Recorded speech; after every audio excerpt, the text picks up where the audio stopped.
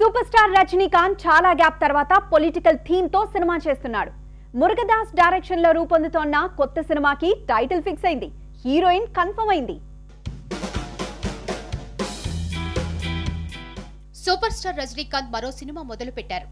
Rajinikanth Murugadoss combination లో మొదటి cinema start అవుతోంది. ఈ సినిమాకి దర్బార్ అనే పేరు పెట్టారు. సర్కార్ సినిమా తర్వాత మురుగదాస్ పొలిటికల్ మూవీతో తీస్తున్న మరో మూవీ, అందుకే దర్బార్ అనే పేరు పెట్టారు.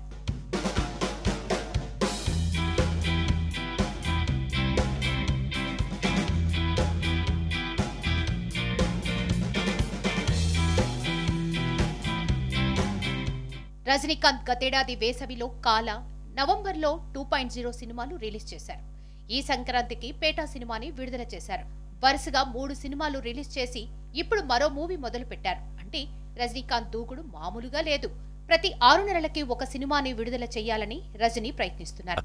రజనీకాంత్ సరసన చాలా గ్యాప్ తర్వాత నయనతార నటిస్తోంది.